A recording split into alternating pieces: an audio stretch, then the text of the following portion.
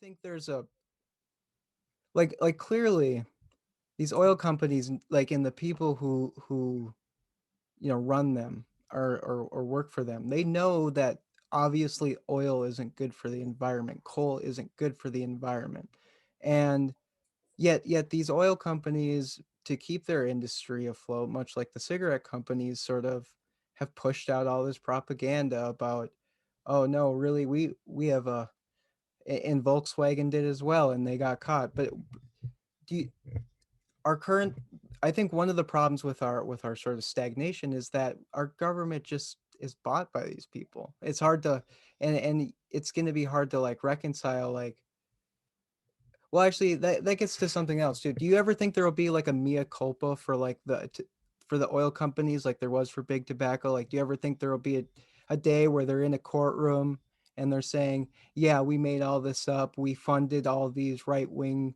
think tanks that tried to say climate change wasn't real." Do you ever think Well, there there will be any sort of justice like that? there was a day when that took place. Now, it didn't unfortunately result in the By the way, my alarm just went off, so this would be my 5-minute warning before I'll have to get off, and then we can rejoin it after one. Cool. Yeah. So So just finish this answer and then we can be done. sure. So there was a day when those entities were in the courtroom. Now, unfortunately, it didn't.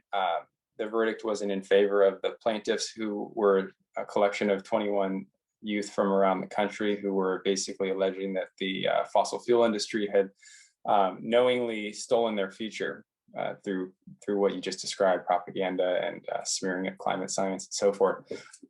So whether or not we'll see a verdict in the opposite direction, I don't necessarily feel optimistic, given that one of the traditions in law is to use prior court cases to determine future outcomes. So we may not see this win in the courtroom, but who knows if there's different cases that take slightly different forms that would result in different outcomes.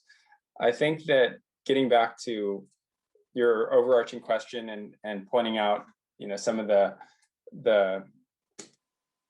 the flaws in the current system and how it's bought by the wealthy and basically essentially bought by the wealthy. I think that you're absolutely right, and there's serious flaws in the current system, and there needs to be some sort of accountability on the part of CEOs to something other than simply the bottom line, the short-term bottom line, and current shareholders. There's got to be some incorporation of environmental and social wellness and equity. I 100% think that we can't have these paradoxes where, or these conflicting interests, where you have somebody who is presiding over the most influential source of greenhouse gas emissions, whose actual job description prevents them from doing anything about the pollution they're creating. So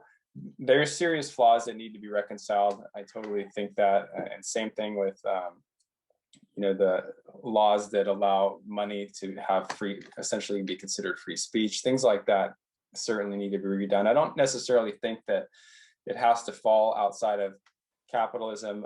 We saw, I think the Green New Deal is an example actually of how laws and statutes can actually work to equalize the playing field and actually obtain equity.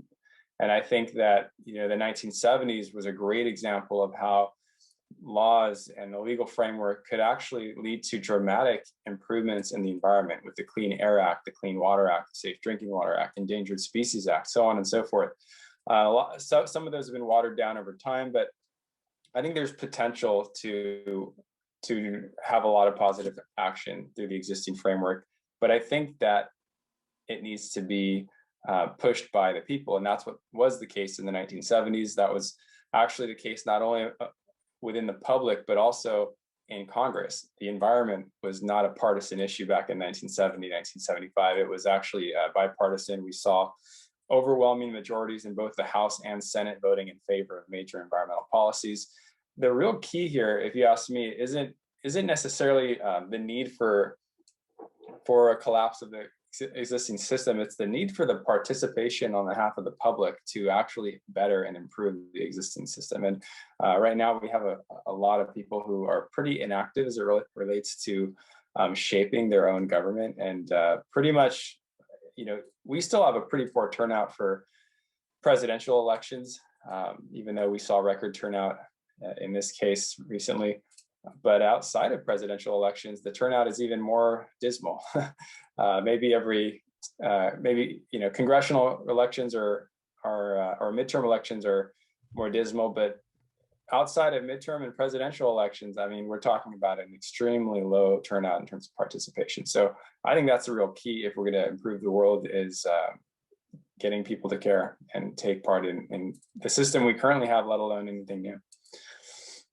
Mass